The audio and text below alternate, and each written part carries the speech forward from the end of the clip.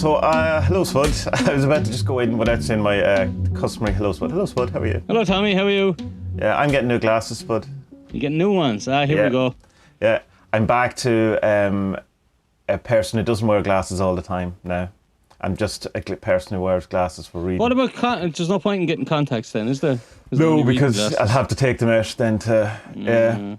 See, what happened was, I'm not going to go on too much about it, but what I ended up doing was someone gave me... Actually, my mother-in-law bought me, you know those reading glasses that you get that are £2 from the chemist? Oh, yeah. So I put them on, I went, hold on, that's all right.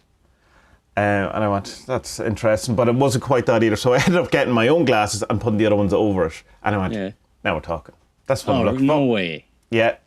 So got back to the optician. Maybe your optician is just the worst optician in all of Ireland. Maybe so. I don't know. He's really nice though, and he's very friendly and very helpful. And they're all, when you ring up, and you go, oh hello, this is Nicole. Goes, oh Nicole, how are you? And she goes, I'm not having, good time. Oh no.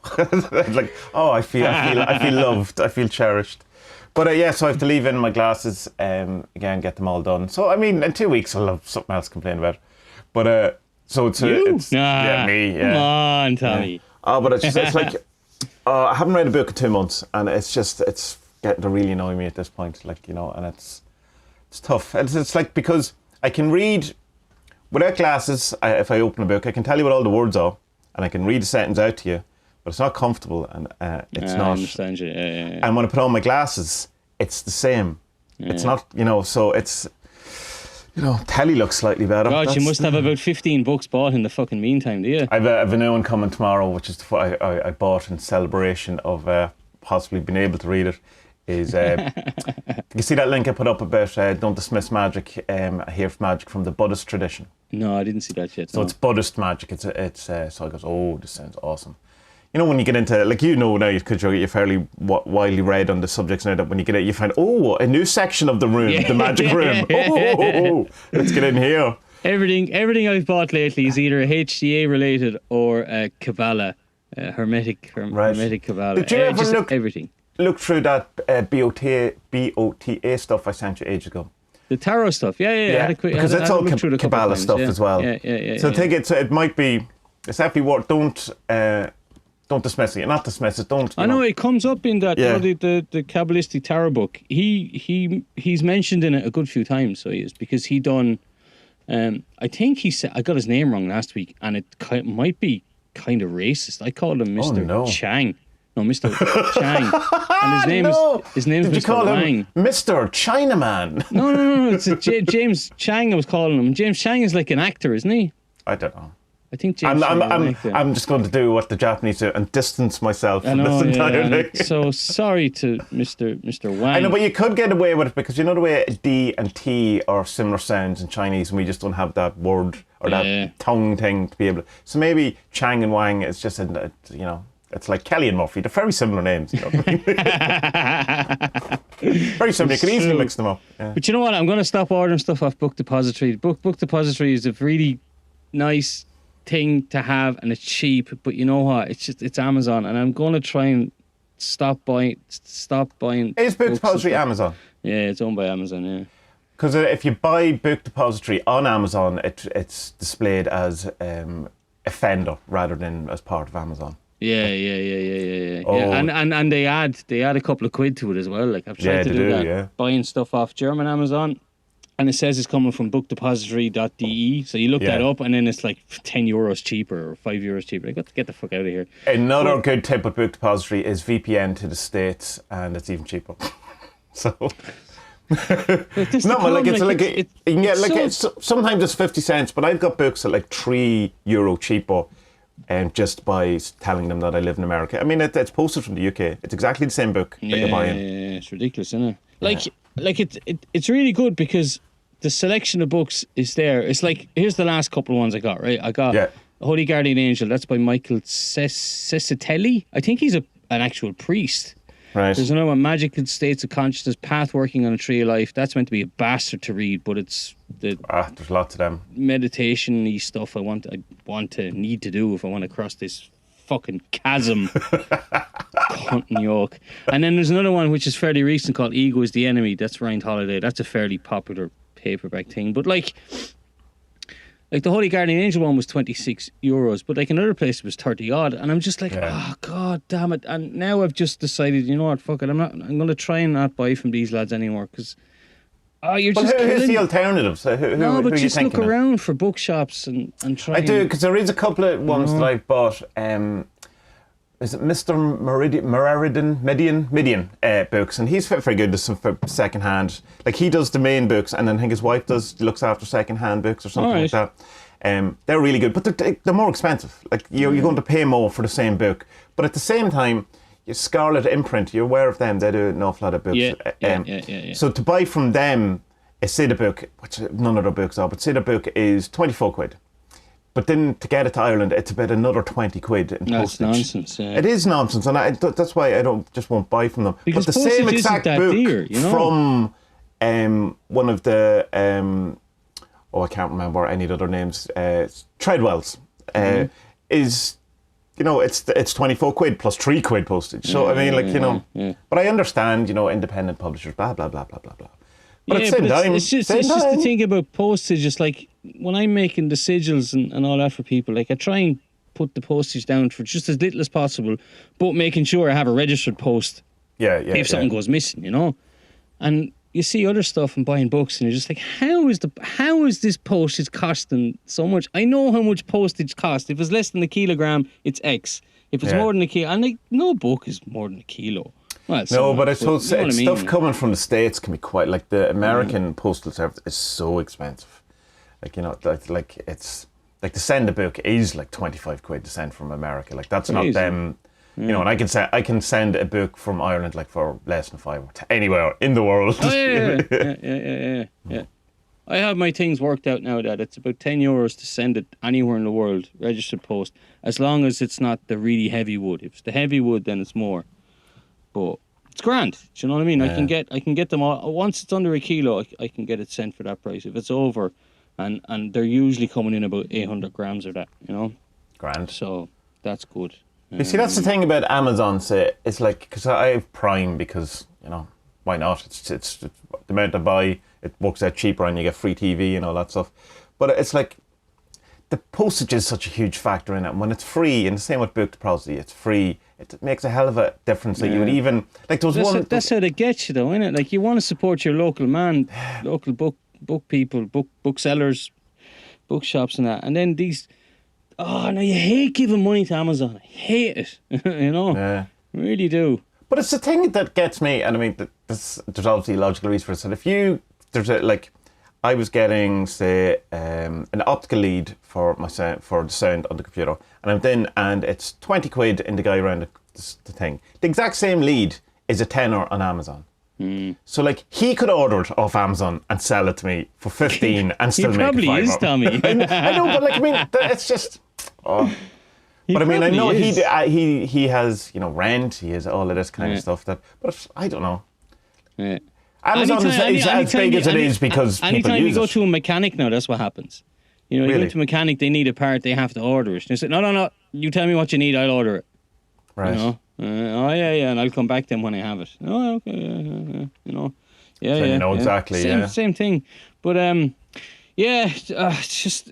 was just reading stuff about Bezos a while ago and just, like, how incredibly rich he is. And it's just like, stop giving this man money. It's not that even that he doesn't need it. It's just that it's pointless to give this man money, because the money you are giving him is just a not even a drop in an ocean type of thing scenario. So I don't know, just if you can. And there's another weird one as well. I don't know about you, but like, I used to buy tons and tons of secondhand books, and it seems that like stuff like AB books has gone like fairly expensive. Yeah. Like it's unused. When did that happen? Yeah, I don't know. Last few years, and I used to be, this is great. Even the secondhand section of Amazon, and you know, Evil Amazon, all that is very expensive now as well. But if you go into, I've noticed, if you go into secondhand, you know, like Chapters in Dublin, and the whole second floor is a secondhand. Yeah. It's only about £1, £1.50 cheaper than the full price down, like equivalent downstairs. Like, I don't know. The best ones, I remember St Vincent de Paul bookshops that you just have the back of you go out, trudge through all the second-hand clothes and get these. There was one in Dundalk that was like a huge big back section, all properly categorised now, and it was great. And you'd still get some occult books and all that. It wasn't all just your Mills and Boons and your equivalent. Or you'd always get, it was really funny, if any of the Harry Christians were about in town, the next week you'd always get a load of Harry Christian books. I go, I'll take them, thank you. Oh, good, yeah, nice one. Did you see my little magnet thing I did for Discord? That's cool. You want me to tell you about that, what it is? Yeah, I do, absolutely. Because no one has a clue what they are. So basically, you get your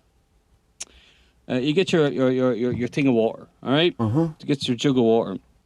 And we have one of the ones that has a filter in, so you fill it up overnight and then you drink out of it during the day. It's supposed to. It drops down quickly through. Is that the Brita thing, is it? Yeah, most people have them now. So I made this oval, cut out of wood, and put a couple of sigils on it for Tina. But on the left and right side, you put in 2 longish magnets, and one you have faced up. Well, they're both face up, you idiot. But one is the north faces up, the other is the south faces up. And so you put your water over it, and you can keep it for like whatever, 10 minutes, an hour, 4 hours, whatever it is. But apparently there's research done, particularly in India, how if you magnetize water, it gives it a kind of, you can't say a charge, but it's meant to be very good for you. It's akin to, I've also found that if you drink from a copper jug or vase or whatever, it's meant to be very good for you as well.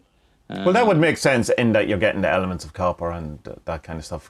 Yeah, but also with the copper, it's supposed to neutralise bad stuff in it. But you have to, you can't just pour it in and then drink it. You have to leave it for at least 4 hours. Is this actual science or woo science? I'm up for both. I'm okay. The magnet stuff, I found stuff on, academia.edu. Yes. Yeah, so I've found a couple of papers on that from Indian researchers looking into this, because they have a massive problem with filthy water, people drinking bad water and getting sick over there. So they've done research in it, and what they do is they've put magnets on water pipes around towns and around like irrigation places for animals and stuff like that. Right. And they said that the results are that the water is much better for the animals and for people after it's this. So this comes, these things are around for ages. You can get them on Etsy, but people usually sell them as a plastic thing with magnets in it. But like obviously, if you have a piece of timber, it's more natural.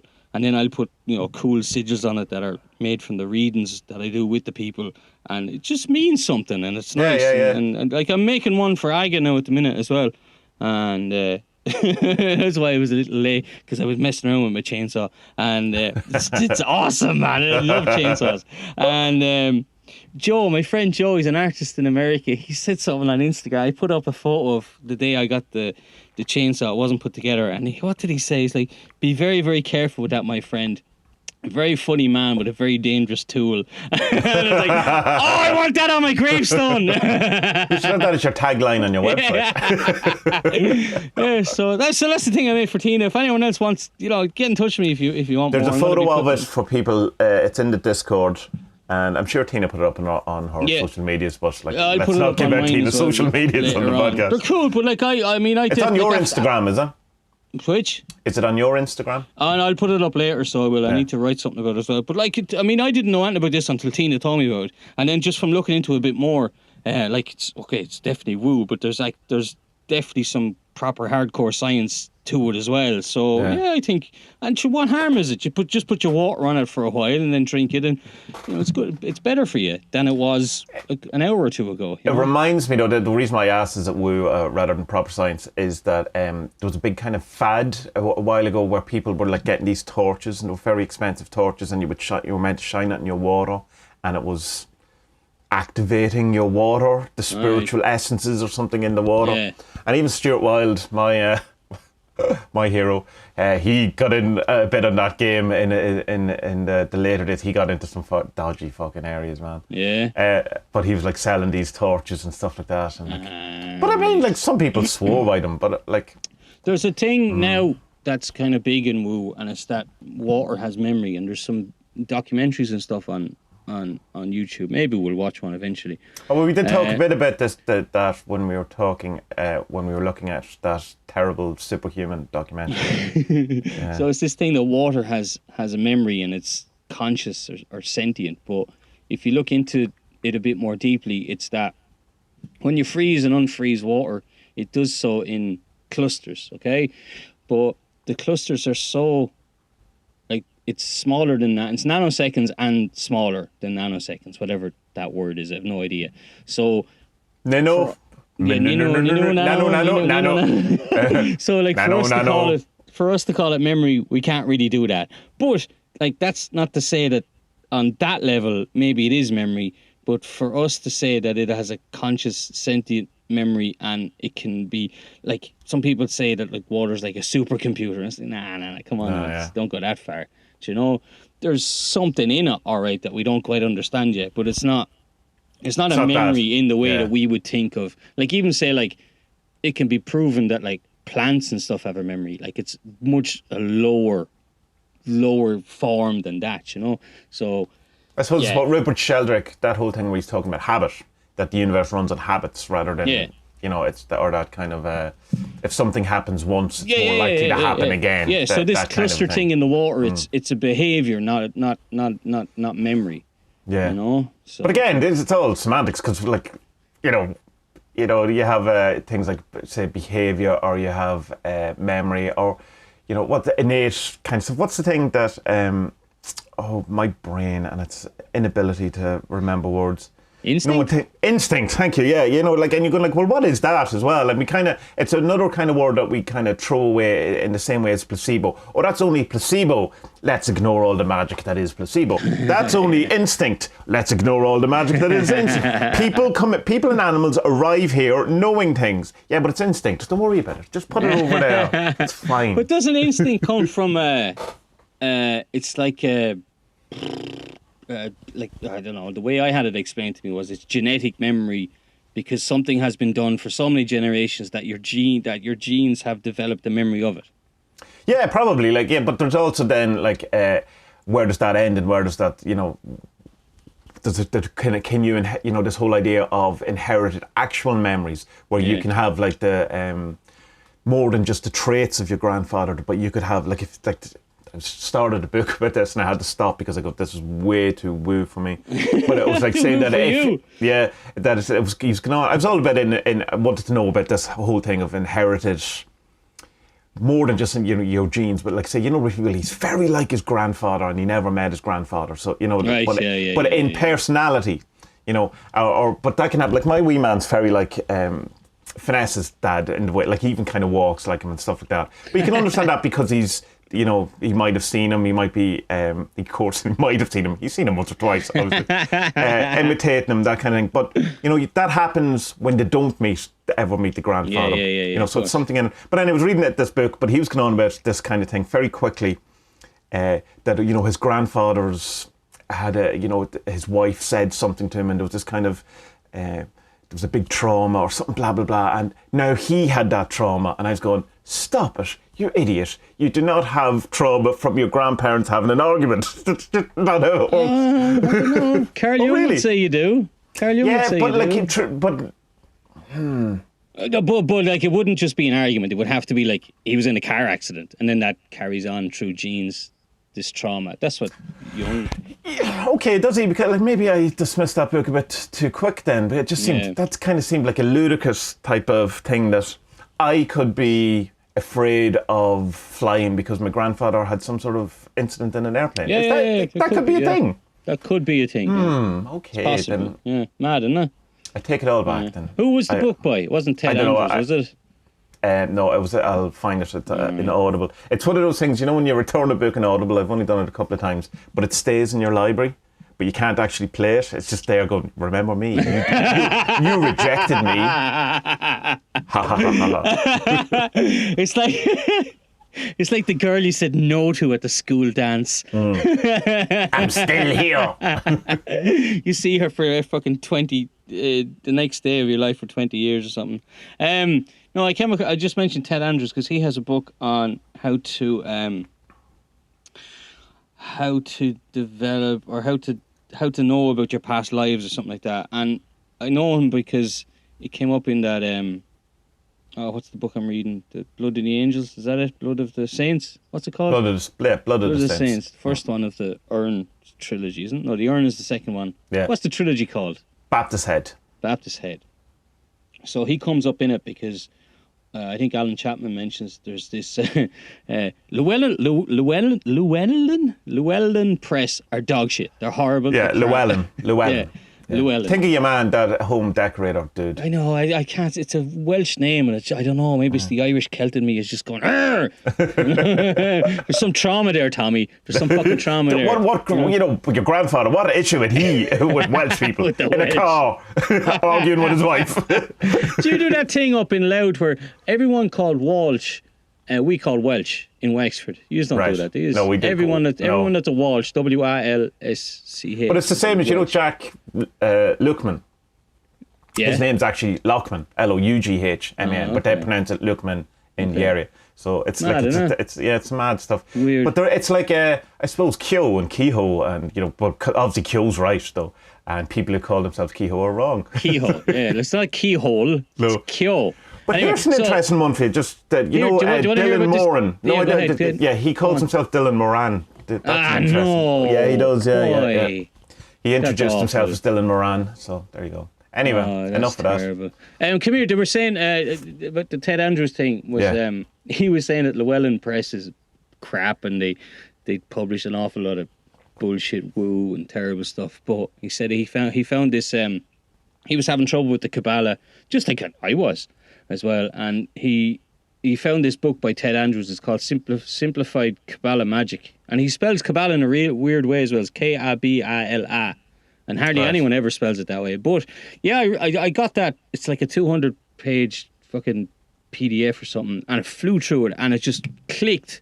Right. Totally got it. Like it's so well put down because you could spend years reading it. It's like fucking being introduced to a new Bible or something. Oh, God Almighty, I can't wrap my head up with this. And it's so out there and weird, like, well, this means this because the letter that means that, and then, but also if you look at the letter this way, this might also mean that, which means that it's part of the archangel this, and the archangel this is the boss of this realm, and then this realm connects with this realm, and the tarot card you need to read for this is that, but it depends on the and the elves at the end. But all of this changes dramatically if. And you go, no, don't change it. I don't even get this. So, the point is, if you want to read a bit about the Kabbalah from a very easy and simplified thing, look up Ted Andrews' Simplified Kabbalah book. It's very cheap. Oh, right. Okay. You can get it anywhere. It's good, and it's there's a bit of a mad thing at the end where he goes into why, those Jews, those pesky Jews. No, not about the Jews. What's he talking about? He says why the Buddha was He explains why the Buddha was the forerunner to Christ, because the Christ consciousness came about because of... I don't really remember it now. That sounds very theosophical. Yeah. And there's a bit of racism in it as well. He says standard. Yeah, he says that the people in the West who follow this Western magical tradition, they like to use logic more than our Eastern counterparts, which I didn't like that at all. Yeah, there's a kind of an undercurrent of let's not put the dark-skinned people on the same level as us. There, isn't it? Kind of weird, but like they're so far ahead of us when it comes to like magic and woo and absolutely, yeah. Us and our fucking logic, idiots. Fuck logic. Well, that's what I was saying before we started this. I was listening to a bit of Albert Camus, or Camus, if you want to be like that. But he was saying that logic only has has limitations. But we in the West have yet to discover that that's true. We kind of become kind of have this global or this group think that logic is we're turning into Vulcans. Only we're realizing it doesn't work. Yeah, it doesn't work. I don't know. The more and more I get into this, the more I keep finding the non-duality comes up the whole time. It's the most recurring theme. I wonder. But I mean, like that's another. Let me see. I'm speaking solely through theory, not a personal understanding, but I would suspect that that's another kind of shadow as well. That's another blind. That's not blind in the sense of that it's a deliberate, but it's another, just an analogy, it's a metaphor, another way of just looking at something that we can't really explain. I doubt it's exactly, because, non-dual, that's a very human way of looking at something too, as well as dual is, Yeah. Maybe. I don't know. I don't know. Like, it's cool to think that, like, we're all one thing and all that the other. But then, like, when, like, you're walking your dog and then the guy in front of you, dog, like, shits on the ground and he doesn't pick it up. And you're just like, I'm not the same as you. I'm not. Well, what's your man? The Martian. What was that thing you watched? No, but that's not even a good example. It's like it's a great example, because that's exactly it. It's like you're going. It's like you do not feel part of me in this hippie, happy thing I'm trying to create. Yeah. Like it's like you going, well, I would never do that, and why would someone do that? Why would someone blatantly be horrible and stuff like that? Yeah, it's hard to know. Why would someone, all the things that happen to us in our lives, and you kind of look at it from your perspective, go, well, I would never do that. But there's kind of, even when you're thinking a bit dark, and we'll go back to that, because it's how do we say this without spoilers? Right, there's a timeline in it, and people meet themselves at different points in the timeline, and they're horrified when they meet different sections of themselves. And there's a point then where your man goes, I remember being there looking at me, thinking there was no way I would ever be that person that's standing in front of me, but yet here I am saying it. And you kind of go, right, well, there's something very clever in that you're standing there looking at your man shitting, going, there's no way I could ever be. But from his perspective, there it is, I'd never be the pussy who picks up dog shit. Well, maybe. Look, I mean, I don't always pick it up. If it's in a forest, well, what's the fucking point? Like, it's just on the street. It's the law. I don't know. But, well, yeah, I suppose. But I don't know. I definitely have been able to identify more with other people, though, since my whole journey, my adventures in woo-woo. Trademark Tommy Kelly. No, definitely.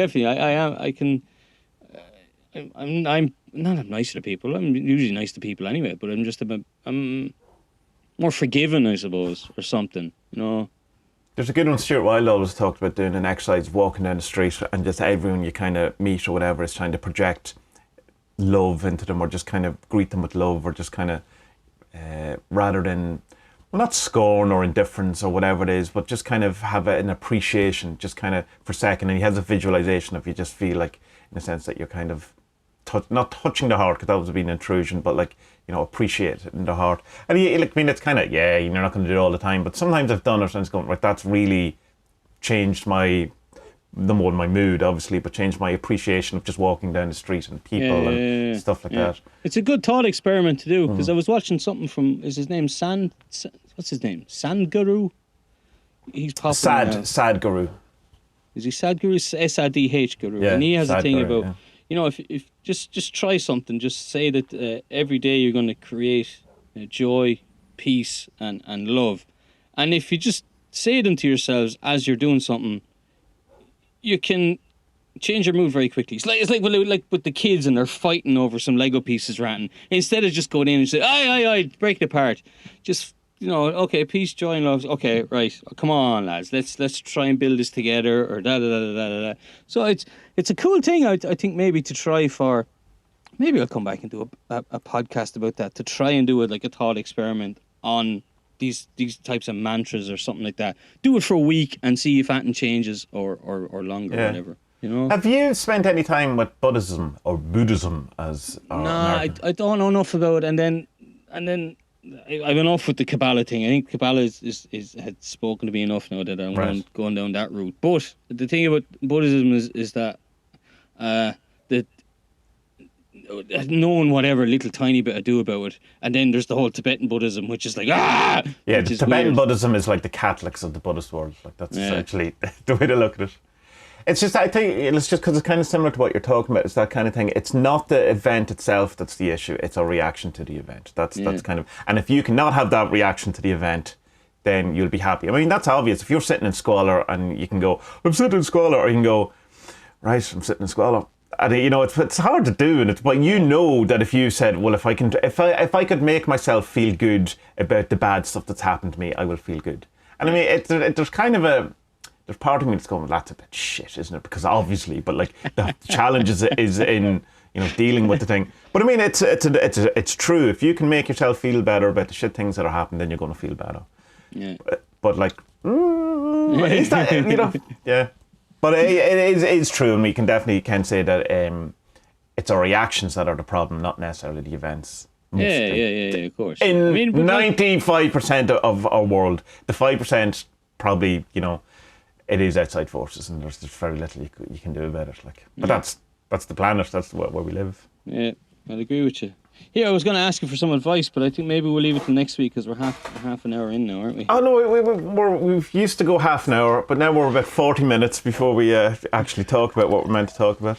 I don't know. Right, I'm having a bit of an existential crisis with the whole. Oh right, yeah. Let's 10 minutes for existential. No. It's like with the podcast and the YouTube thing. I don't know what to do with it, man.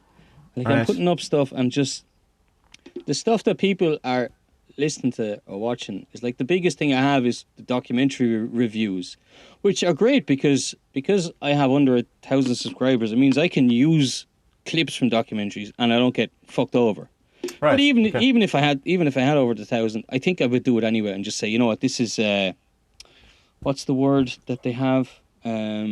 Because something is news, you can use it. Free, not free. Fair usage. Fair usage. Yeah. So because it's a review, then you can use stuff. I think I would do it anyway because I have no interest in making money off of YouTube. Rick Beato says if you use less than 11 seconds, you get away with it. So. Right, yeah, but you can't really do that with documentaries. Well, no, you could do it with documentaries because what I was doing was like... just in the middle of a conversation, just going, and then he said, and then it followed. Well, that's exactly what NPR podcasts sound like. They're fucking awful, so they are. But, what do you call it? Yeah, I think I'll just stop and just start again and just do a Spud Murphy Spud Murphy YouTube channel, and that'll just be everything because I think I've changed too many times, man.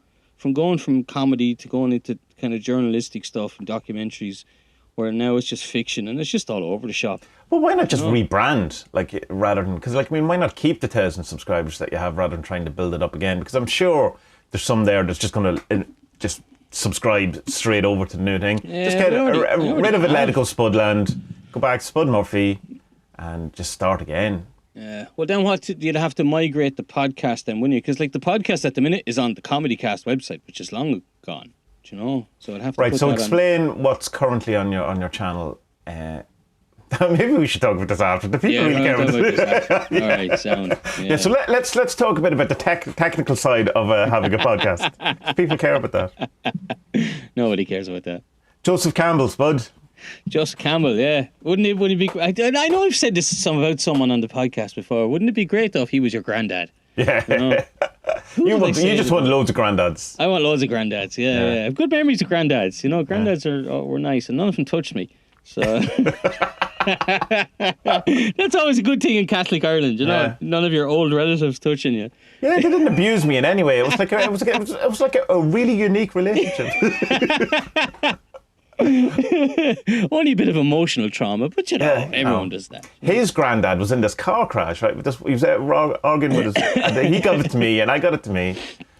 What did we watch? Well, I watched, firstly, last week we were meant to talk about that one, Finding Joe, that documentary, which is a couple of years old. And then I watched the documentary you sent me, which was from 1987, which was more of about Joseph Campbell rather than about a kind of a new age guy approach to his thoughts. And then I started getting into his mythos, and I've watched the first, I think, 3 or 4 episodes of the first season of that. I know what I realised is I know very little about Joseph Campbell. I kind of thought I had an understanding of him, but he's a far more interesting character than I was going to say led to believe, because no one's going, Joseph Campbell's not an interesting character. From my just not looking into it.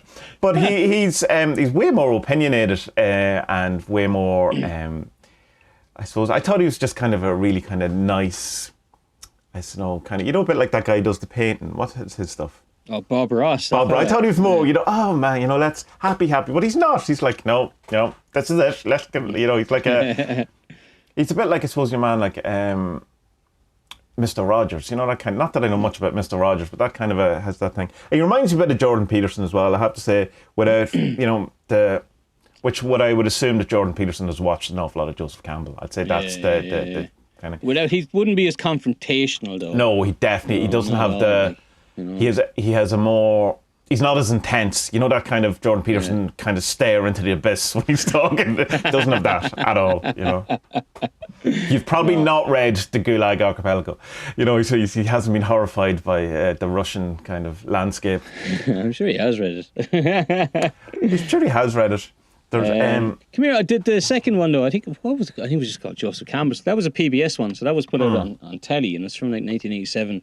And it's hard to get. So if anyone wants it, get in touch. It took you what 7 or 8 Google pages to find it. Jeez, it took forever, hours and hours and hours looking for that. So it's on Prime America though, right? Yeah, Prime America. It's on. Yeah, it's the only one it's on. You can't get it anywhere else. And but it's really good. We were watching it. I was just like, it ended. I was like, oh no. Yeah, it's only 45 minutes or something, isn't it? It's an hour. But like it ends, he just gives this nice speech. He's just won an award, and George Lucas gives the pre-speech. What's that called? A pre-speech? Is there a thing? A warm-up or whatever. And he looks tiny and skinny, and it's like 1986 or something. It's Star Wars, the second or the third one has only probably come out, and George Lucas owes all of his success to Joseph Campbell. What we should do, because we never do, is just tell people who Joseph Campbell is, because we know who he is, and then we just because remember Safarian going, will you just tell us who he is rather than just pretend it or thinking we actually know. So can you explain who he is? What his deal is? So Joseph Campbell is best known for the monomyth. So he through studying myths, legends from all around the world, he came up with this theory that there's really just one story. There's only one story. So for all of the Rumpelstiltskins and Beauty and the Beast and the Lion King, whatever you can think of that comes from myth or modern myths. Like all the Greek myths, all the Roman myths, all of the gods. The Indian, Sanskrit, Irish, Tuatha Dé Danann, all this stuff. It's all one. Because it's all about the hero's journey. And there are these 12 steps, 12 elements involved. Most stories don't have all 12 of them. That's the criticism of it. Like, there are plenty of posts. Like, if you put into Google why Joseph Campbell was wrong, you'll find loads of stuff. But the big thing that they say is, well, there's no story with all 12 elements. It's like, yeah, well, duh. Yeah. That doesn't mean anything. So, I don't know, do you want to explain the hero's journey? Well, I suppose, do explain it, but there's. I was going to say, just if you know the first Star Wars film, that's it. So basically, it's you live in your normal life. Then there's a call to action. Something happens, and there's a call to action. Normally in our life, we either reject this and say, "No, I'm not fucking doing that," or else we go into it. And then you're initiated into something. And during initiation, you probably meet a mentor. A mentor will teach you, and then you're initiated into this thing. You're tested on it first of all, and then you're tested again as you go along. And the culmination of this test, the hero's journey, is you go into the belly of the beast, and this is where you find out the most about yourself, and you triumph. And then the last bit then is you come back to your world with this new knowledge about yourself or about the world or whatever it is, and you tell other people, and you're a changed person because of the experience. That's it. That's the hero's journey. Yeah. Simple as that. But there is other elements to the bits that say don't come in all things. Like there's things where there's supernatural help that seems to come in at some point. There's a loss of a limb seems to be very much a recurring thing, which even goes back to from a Wu thing, Odin, and he had to give up his eye in order to gain the knowledge of the runes, all that kind of stuff. Or Luke Skywalker had to lose his hand, and Roman had to lose his hand in that wonderful comic Them. By Tommy Kelly. yes. Which I didn't realise was following. I was aware of the thing, but it was only later that I went, oh yeah, that completely follows that. Did it, Which is cool. That's cool when you kind of go, oh right. So that's how it works. So he came up with this thing, and he was teaching it in colleges, and wrote a book on it. George Lucas picked up the book a couple of years later, and then wrote Star Wars, and pretty much every big Disney movie anyway has followed it letter for letter ever since. The Matrix. That is another kind of on the nose hero's journey. It's great, and it's a great thing. Like, it's ruined films for me. I've told you that before. Oh yeah, I've told the absolutely. listeners before. That's killed film for me. That and the couple of screenplay books that I read. Excuse me, I'm drinking Coke Zero, so I'm just going to be riffing everywhere.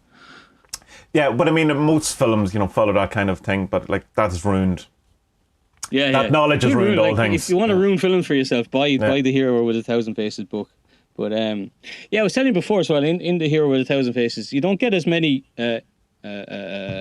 references to Native American stuff. But the PBS documentary starts out with him saying, I was mad into Native American stuff growing up. So maybe it wasn't as mentioned as much. Like, I don't know about you, I'm not as clued in about the Roman and Greek myths as fucking... But I don't know if most people know most of them, So, well, I know some of them in that, like, and you'd know like Hermes and Mercury, you know the names, Mars, the stories, Well, I suppose I know some of them because I looked into them. I know the kind of the Scandinavian ones. Like I know Thor and all them a bit more. Only that's because of like Neil Gaiman's book. You know what I mean? Like and the different kind of thing. But I would have a vague kind of. But we don't learn them at school. That not here anyway. And more's the pity, I think. Yeah, absolutely. Stephen Fry has a great book on the Greek myths that he's done there recently. A couple of them. If you want to get into it, I'd love to know more about them. But because particularly the Greek gods are like they're definitely not perfect. Yeah, they're wankers. They're great. Yeah. I'd like more on the Irish stuff as well. But I did know a lot of the Irish stuff. I still know a good bit of it as well. But that's kind of just what spoke to me growing up, rather than the Greeks. And because I was like, where the fuck is Greece? Nah, that's too hot. I'm not going there. I don't need to know that. But no, I really liked it. And the first one was Finding Joe, which is the more modern one. And the thing I suppose about what the problem, if you want, that I had with Finding Joe, other than that it was so much in the mold of like The Secret or What the Bleep or these type of things where it's just uplifting, trying to get you to one simple thing that will change your entire life. And had Deepak Chopra coming out with his standard buzzword sentence that actually makes no sense if you think about it. He had a good one though. He has a good. Now and again, he has a good one. But like overall, he obviously writes them down and then bring. Will I pull out this one for the? What was his good one? That he said. I think it was during the first one. He said, I've written here Deepak ! Dropping archetype truth bombs. So Deepak says evoke a mythical hero and watch as you get synchronicities and similar trials and lessons. So, that's Chaos Magic 101. Like that. I think that's great though. Yeah. That's brilliant because like we don't realise that we all have these little heroes' journeys, like through our life and through big trials, but also through like the little trials. Like. I have to go to the shop later and put on a mask. Okay, let's make this into a hero's journey. You go down there, you'll meet... Putting on a mask! I mean... Maybe there's a mythical mentor, the lady at the front door who gives you your alcohol sanitizer. It's like, what can I learn from this lady? Do you have any specials today? Tomatoes! Wonderful. See? Be careful you don't lose a hand. But so one of the things that I suppose Joseph Campbell is he had this idea of, so he had the hero's journey, but the thing that he's probably most known for, or even though people wouldn't associate it with the name, is just follow your bliss, which is that if you follow your bliss, that you're going to get everything you want, which is not what he's saying. But basically in the Finding Joe documentary, that is what they're saying. Yeah, they twist it. They don't explain it properly at all. Because for me, follow your bliss is just like, what's the Crowley one? True Will. No, not True Will. Yeah, True Will. Do as they will. But people don't understand that properly as well. No, it's not a call to... It's not hedonism. Indulgence. No, it's not hedonism or indulgence or the land of do as you please, to quote Alamo. But it's do the thing that you want to do that excites you with no guarantees. Yeah. Your man that we were talking about earlier, Sadhguru. I don't like saying his name like that. That's what it is. Sadhguru. He's Sadhguru. He says it as well. It's like he talks about this thing of like, be a volunteer. So like, don't expect to get paid for just do the thing you love because you want to do it. Do it, yeah. It's like, Jesus, why aren't we told this thing in school? You know what I mean? He said, because we are told that. There's the leak slip are building more data centers, so I think IT would be a good thing for you. I hate computers. No, but if you go off and study there, you can get 27 million shekels there per quantum quarter, and you'll be rich, and you'll be able to afford a box room in Sligo, and you'll only have a 7-hour commute each way. It's the life of capitalism. It's going to be wonderful. Okay, well, can I go outside and just, hit things with hammers and make art? No, you can't. But I like that. No. Oh, okay. Yeah. And then you go hang yourself, because what's the point? Yeah, but that's it. God, I got awful dark there, sorry. But I mean, it is true. I mean, well, like the school system is designed to create factory workers. I've said that a million times, but that's what it's designed to make. Is like, that's the whole thing, is to give you a general level of knowledge to sit in a factory and make money for other people. Be told what to do. Yeah. It's true. But you were saying that in later life he regretted saying follow your bliss. I don't know if regrets were, and this is totally secondhand. As I said, this is from a conversation that Russell Brand had with Jordan Peterson about Joseph Campbell, where he said that he changed it, that he wished he had said follow your blisters, as in do the work. So he obviously had some, if that story is to be believed, he obviously felt that people took what he said about follow your bliss and made documentaries like Finding Joe about just do whatever you want and everything will be fine, and that whole sentence of that once you start doing the thing you want, the universe opens doors to you, which is kind of opposed to the hero's journal, because once you start, things get really bad for a while. You get in, you have to go to the underworld. So like following your bliss should be things are about to get, going to get heavy. Get tough. Things are going to get tough. Yeah. And that's the point. Whereas with the Finding Joe thing goes, you find your bliss, you make whatever, in your case, like do the wood stuff, do your carpentry or whatever, that kind of stuff. And then everything will be brilliant. There'll be people coming to you from all over the world, coming to look at you and go, oh, look at Spud, he's awesome. And everyone will be happy, and there'll be people on top of mountains drinking Coke, all holding hands. And this is funny, but that is really essentially what they're selling in that documentary. Yeah, and in lots of documentaries like that. Whereas what actually he was saying is that, follow your bliss, or as he may have corrected himself, saying follow your blisters, as in do the work, do the thing, walk the path. And that's what you have to, in the sense of it's the same as true will, in that it's not do whatever you want, it's do the thing you're here to do. Yeah. And which is very different, but it's different but similar in that it can be the same thing, But sometimes it isn't. Sometimes you have a calling that's not necessarily, I suppose it's definitely not going to be the easiest thing to do. It never is. Look, I mean, it's like why certain jobs are called a vocation, because it's a calling. The priesthood is a vocation. Being a nurse is a vocation. I would even argue. We still should pay nurses a bit more, though, whether it's vocational or not. No, but I would and even priests a lot less. Maybe tax them. I don't know. I'd even say that, it's stuff like trades and carpentry and being plasters and plumbers and all that, I'd even say that's a vocation, because it's, I've been a plasterer for a while. It's a horrible, dirty, crappy job. That's well paid, I will say. Yeah. But, you need to like it. Otherwise, you're not going to do it. That's why I didn't do it, because I didn't like it. Same with being a plumber. My God, I tried to be a plumber for half a day and I went, no. Too much piss and shit involved in that, lads. But it's a calling, and you're not going to do it if you don't like it. There's no 60-year-old plumber who's still saying to himself, I'm doing it for the money. Bullshit. You like doing what you do. That's why you're at it. Or you've got used to doing it and you don't know anything else. That's the other thing, though. I don't know, Tommy. I think people would have. I think for stuff like that, for those type of trade jobs, I think you would just have changed. Right. Probably. I'm just kind of thinking if the opportunity was there, not everyone thinks of it. But there's more factors to that, because, if you have family pressure, societal pressure, all that kind of stuff, if you have wife and kids, maybe you're not in a situation to change and all. But having said that, I do know a number of people who started off as, say, electricians or carpenters or whatever, who very quickly went, nope. Yeah. And, did something else. Yeah. But I'd say, my father-in-law, he's a mechanic. He was in the fire brigade and all this, but his main kind of thing, I suppose, is mechanic, and he's done that the entire time. And he's retired, and he's still doing it. So what does that tell you? Being a mechanic is fun, man, because you get to hammer stuff and cut stuff with power tools. It's great. I did a little bit of what do you call it? I had an angle grinder today, and it was cutting metal, and I was like, "This is deadly. This is brilliant." There were sparks everywhere, and I'm like, "Ooh, I might start a fire. Ooh, we gotta be careful." It was deadly. I was cutting the thing, and then I picked it up, and it was too hot, and I got burned. And I was like, "Ah, idiot! Hero's journey. That's the lesson."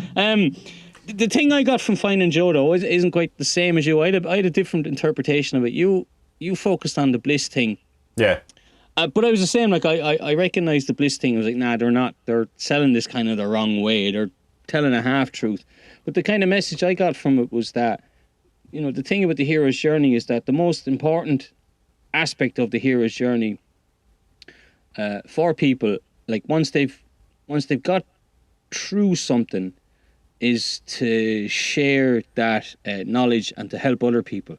That was my big takeaway from it, because like we all go through these just normal everyday kind of trials or lifetime trials or whatever, but we all go through them and we just kind of keep them to ourselves and we don't share it and give it as advice or mentorship to other people, whereas like we should, because like, look, I've been through this, so like, if you want some advice, I can help you. Or like, okay, nobody wants unwanted advice. That's horrible. Yeah. And we know that as being like parents of young children, when other people come along and say, "Oh, I remember when my kid was teething." Not a problem. Absolutely no sleepless nights. Just, I went to bed one night, the next morning, he was like a fucking smiley ad for toothpaste. They were just all there. Yeah, fuck you. So that's terrible. But like, just if you see someone's in a bit of trouble and you've been through something, there's nothing wrong with just say, "Look, here, do you want some help? I can give you a little bit of advice. I've been through something similar." Yeah, well, it's like, I suppose, in that whole thing of coming back, it's like the Lord of the Rings thing. It's like, it's there and back again. Is it's the return journey as well.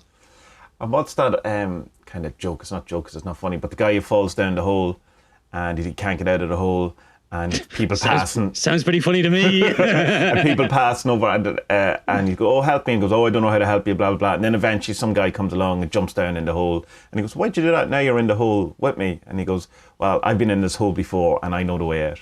So it's that's the kind of the principle behind the thing. Yeah. But it's I suppose it is like, I do remember it obviously being in the documentary and stuff like that, but I got too caught up with that kind of stuff because I got suckered into that. See, that's my problem with that. That's my kind of and I've talked about that before around, doing the comics and them and all that, and kind of feeling that if I just turned up, then where's the doors, universe, that are meant to have been opened?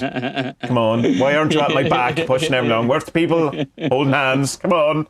And I think it can just lead to, I think if you've came across that documentary, I think it could lead to some very much frustrations.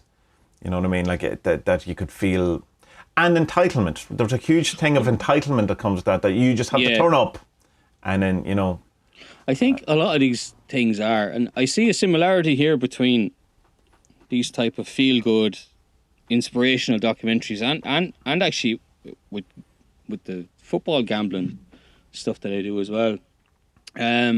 It's that you're being sold something you're being sold something that if it doesn't work for you, the blame isn't put on the person you bought it from. It's put on yourself, and I find that quite shitty. Yeah, I find that the whole victim blaming element of woo and new age is disgusting.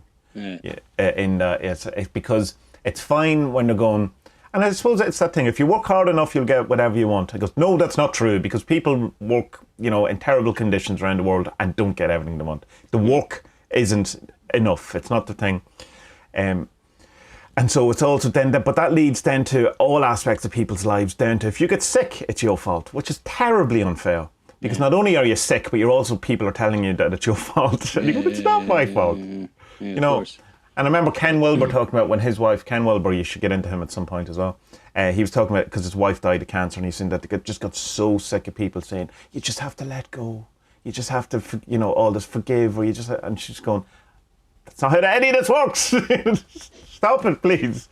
Because it's I can't let go of the chemo line. I need the chemo. I need the chemo. I need the chemo. What the fuck is your problem? Oh, you're just not learning the lesson. Sometimes it's just life, it's anyway. Yeah. So that's why when that's kind of, because I fell for all that, absolutely fell for all that, and so that when I see it, I go, don't like it. And I find it very, which is interesting because when I seen the Finding Joe documentary first when it came out, I really liked it. So that'll tell you about what hero's journey I've been on. I've been in the underworld and the abyss. So that's now I'm coming back and telling you good people of the internet, don't get suckered into that. I loved it. Like, the only thing I didn't like about it is that there's too many talking heads in it, and I don't like that. But that's a modern thing in that's how it's documentaries done. anyway. That's just the style of documentaries. It's like people now think it's better to have 20 people than 5 really great people, but whatever. I'm the total opposite. Like, the thing I'm working on that you're doing, the colour thing, that only has 5 or 6 interviews, and that's all it's going to have. I'm not going to have any more because I don't want to. I'd rather speak to intelligent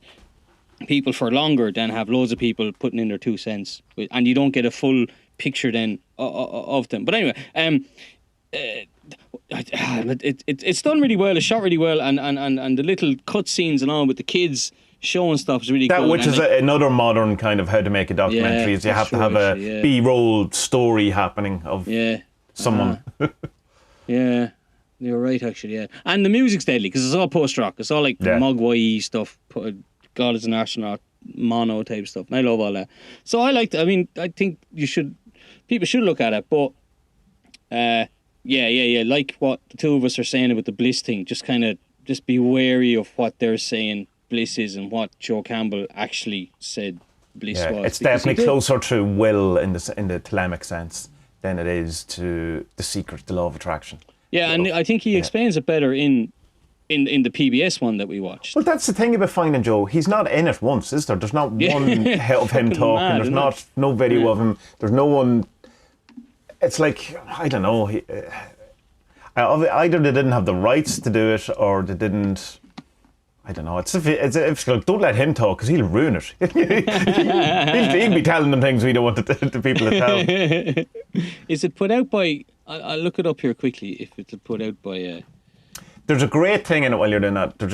I think it's the Mythos TV show, and that's 80s as well, early 80s, I think. And he's talking about. Is that the one where he's being interviewed? It's the one with Susan Sarandon, kind of. In between the things, kind of going, well, is that true? Well, like Joseph thinks it's true. She's kind of not having, because there's a whole kind of gender thing in it, which is kind of reminded me of Jordan Peterson as well, which he's very much into. There's 2 genders. That's it. Man and woman. This whole kind of thing. But there's the section where he's talking about the kind of difference between Western and Eastern philosophies or approaches to life. He said, if you look at the Eastern kind of stuff, there's like the Buddha has the raised hand, and the Hindu gods have the raised hand, whatever, and say, come in, be part of this. Let's learn, this kind of inclusionary belief of the world and belief of philosophy and approach to life. Whereas in the West, we have this kind of thing where we have Jehovah and even Jesus kind of same symbol, hand up, but he's going, no, it's exclusionary, it's pushing away. You have been pushed out of the garden. So he says we have a philosophy of exclusion.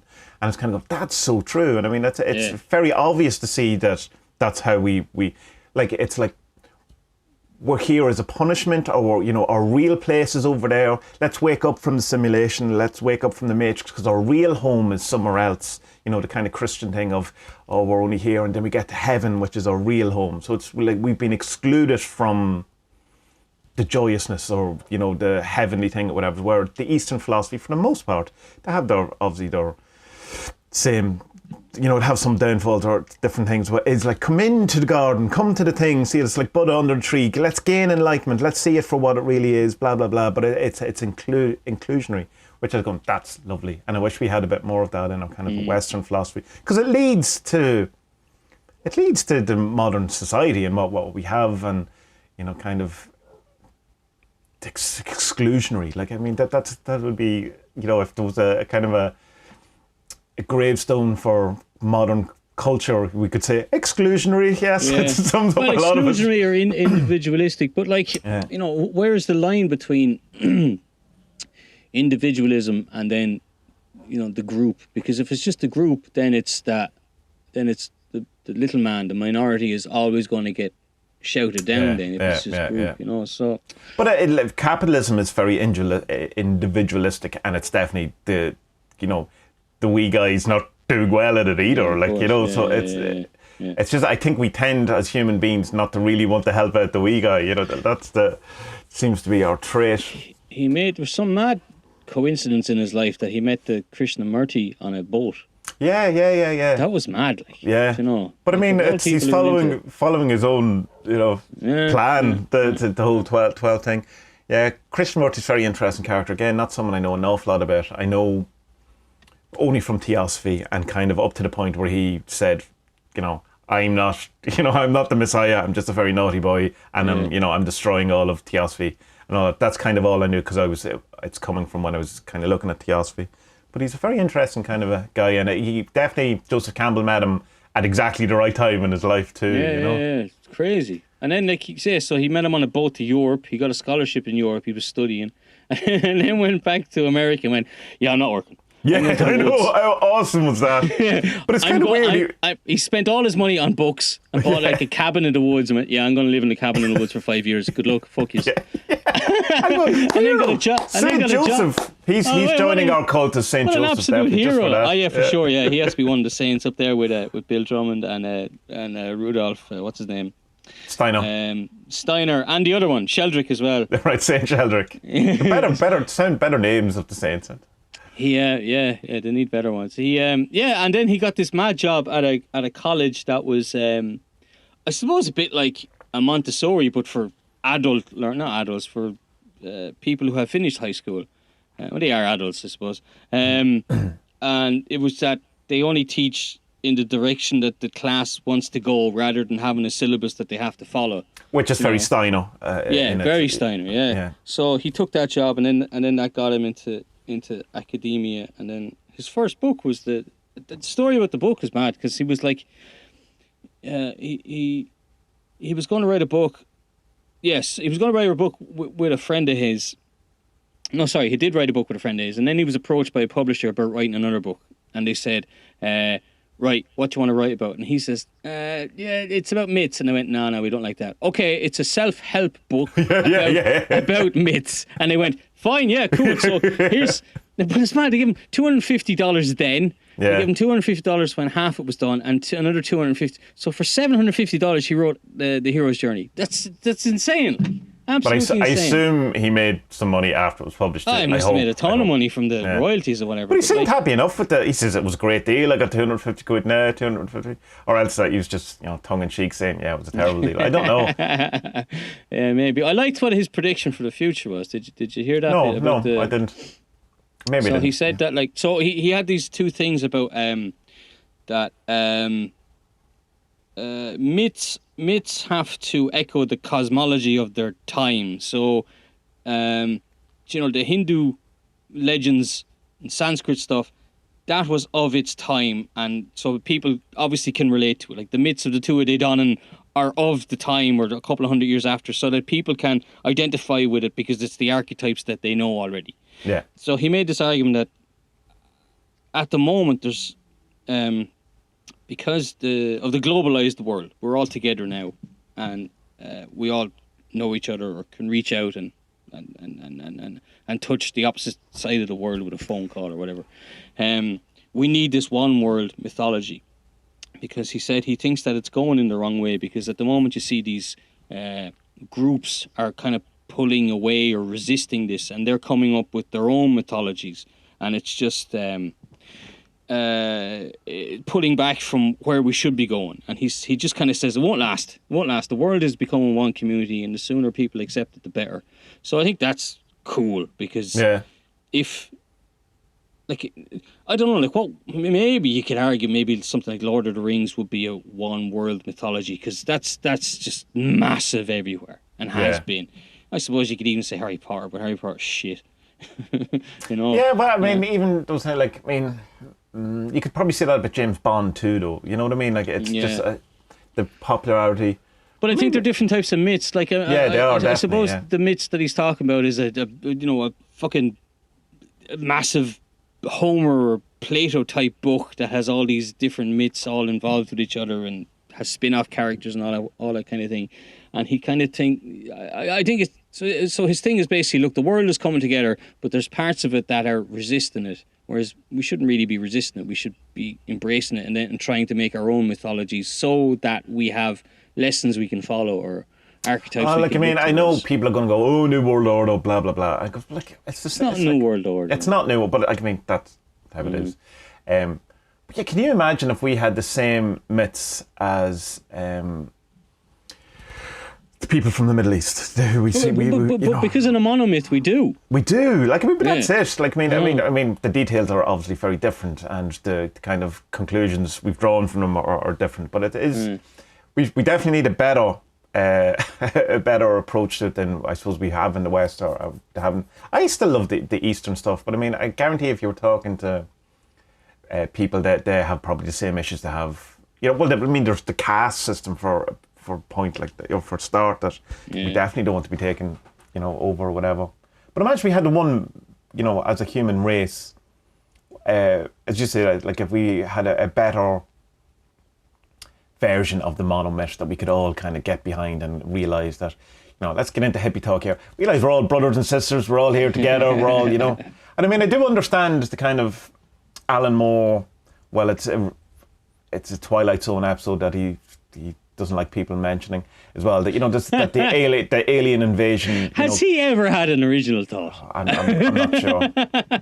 Like he's who he is. I love Alan Moore. So do I. But you know what it is. When you're in a band and there's a guy who can't write songs, but if you come in and goes, I have this song and it's D, G and A, he just goes off and turns it into something brilliant.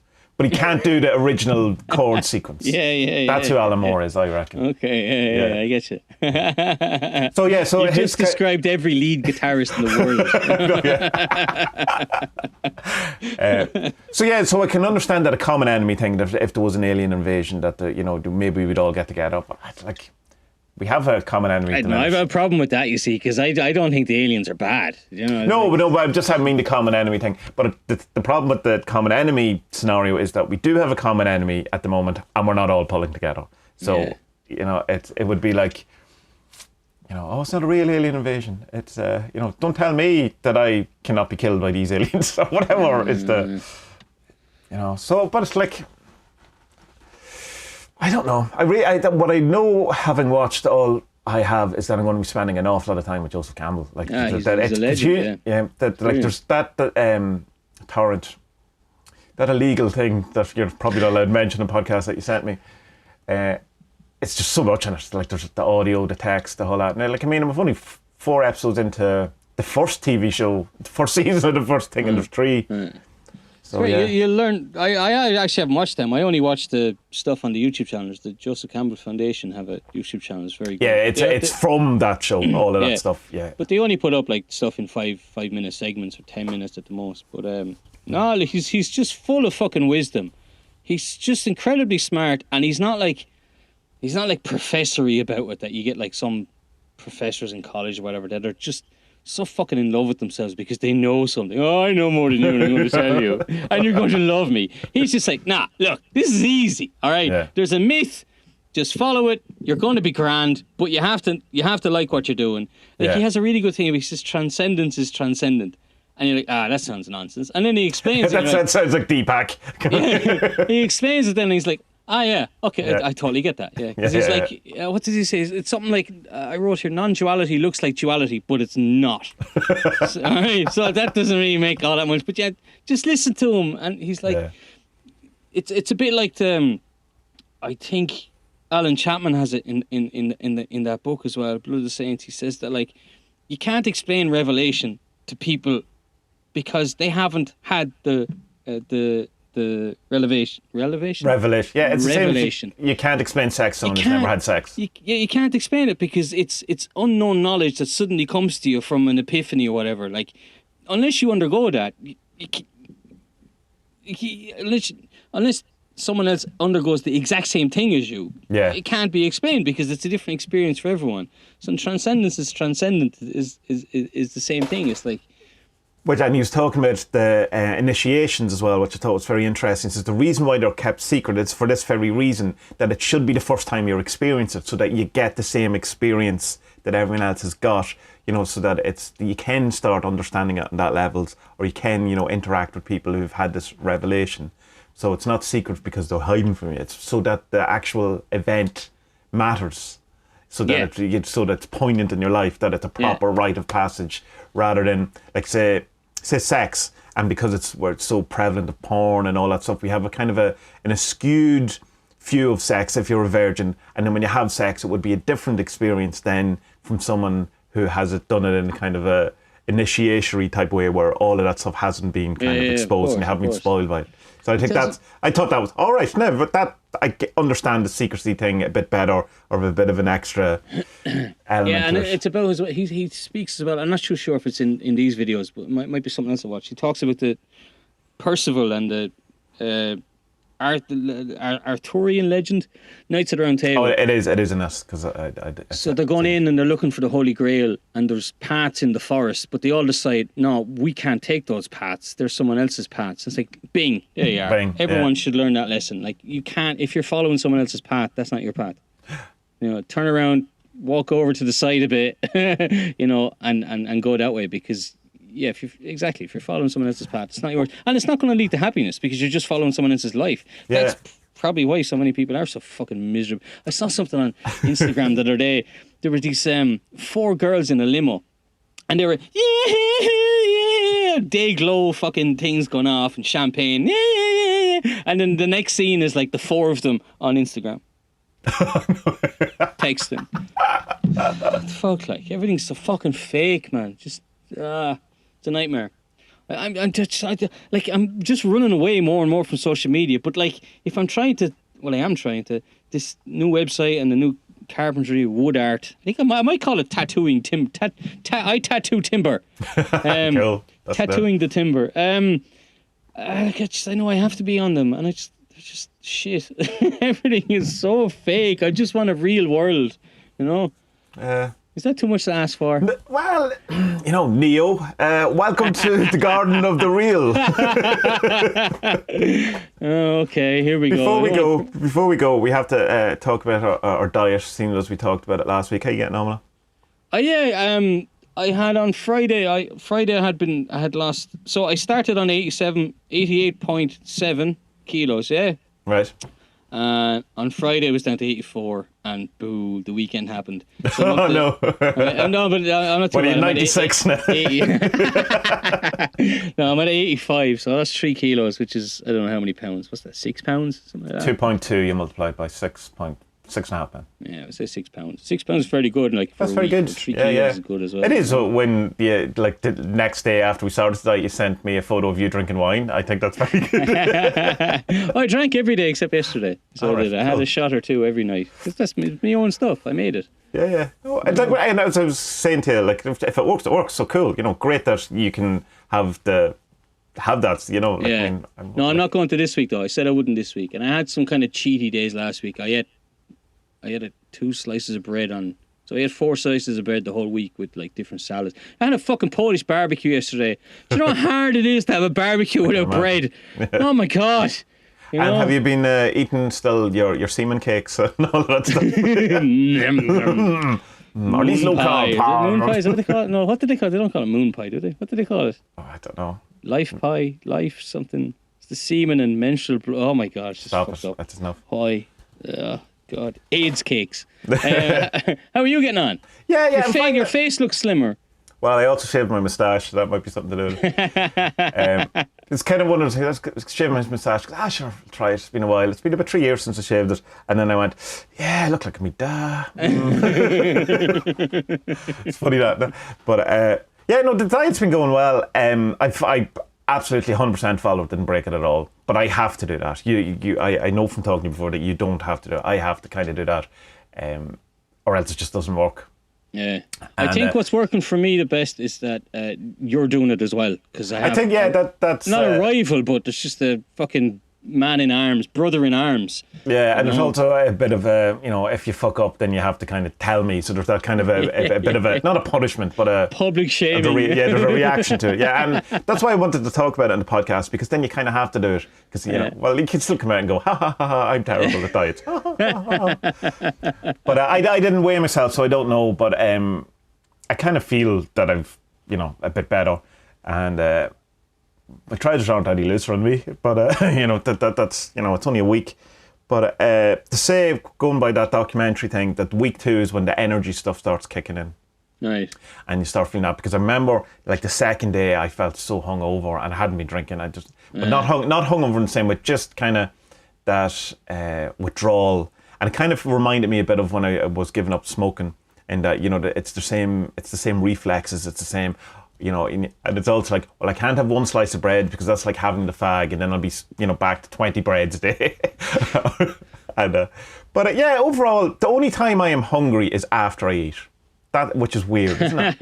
It sucks, yeah. Yeah. And the 10 minutes I get to eat every day is great fun. And it's literally that. I think what I've noticed is that, and Aga's been saying it to me for years, is that like my portion sizes are massive. Yeah. Yeah, that's so, my like, problem. I know, too. like, just like. And it's because, when you make food for 3 or 4 people or whatever, like, there's always some left over. Like, there's no point throwing it out. Yeah, Yeah. And, like, really you should just keep it for the next day or whatever, or give it to the dog now or whatever. But, like, it's like, now I'm just like, no, I'm not going back. I'm not going back for more. I'll have that's it. And, yeah, you are. But, like, just eating loads of fruit instead of, like, if I'm peckish or whatever, instead of having a sandwich, just... But see, I can't have the fruit because I'm trying to do the 20 grams. Right. It's just, can't do fruit at all. Like, that's the hardest bit I'm finding. 800 grams or 800 calories, not that that's wonderful either, but it's trying to work out the carb bit, because you can go, like, say you could have courgette, you could and if you did 800 calories, you could have a field full of courgettes. Yeah, because the green, isn't it? Green vegetables have fuck all in them, but they're really good for you, isn't it? Yeah, so if you eat loads of spinach, all that kind of thing. But the problem is you can only eat about 300 grams of courgette before you hit your carb thing. And there's a thing about net carbs that I don't really understand, that I have to look into, because an avocado has 12.5 carbs.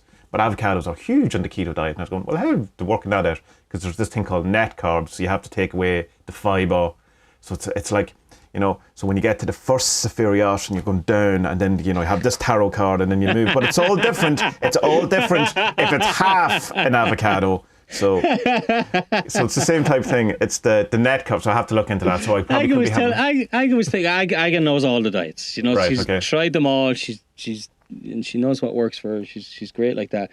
But she's like, yeah, you don't even actually like need vegetables or carbs in your dinner. Like, if you just have fresh parsley, coriander, basil, all that stuff, like, they have all the minerals that you need. I'm like, whoa, wait, I don't know. Are we eating food like idiots when we could just be chewing herbs? I'm pretty sure we're eating food like idiots. I think like us in the West are eating food like idiots, and too much of it. And she was like, yeah, if you just put this on your food, then you have everything you need. And then, so, oh God, okay. But I mean, my diet's gotten like much better very, very quickly, and I'm losing a bit of weight, and I need to lose more. I was saying to you before, like, since I got sleep apnea, one of the ways that you can beat it is to lose a lot of weight. So this was on the cards anyway. I'm glad I've someone to help me do it. So thanks. In the second episode of the thing, there's a guy with sleep apnea, and to talk about it and all that kind of stuff. So. Well, there's different types. Well, like, you can have it from just being which is what he has. It's not quite the similar. It's not the dying 10 times a night that you were having. Actually, that stuff wasn't. But it can be from just your throat is fat. So it closes. That's what it can be. Like, some people, their tonsils are too big and it closes it. And then, but there's other people who like if you lose weight, like, you can lose weight from your throat, or else some people's just anatomy is shit, and they might need like someone to go in with a scalpel and hack away some of their esophagus and. There's a thought for you. Yeah. Bye bye. Awesome.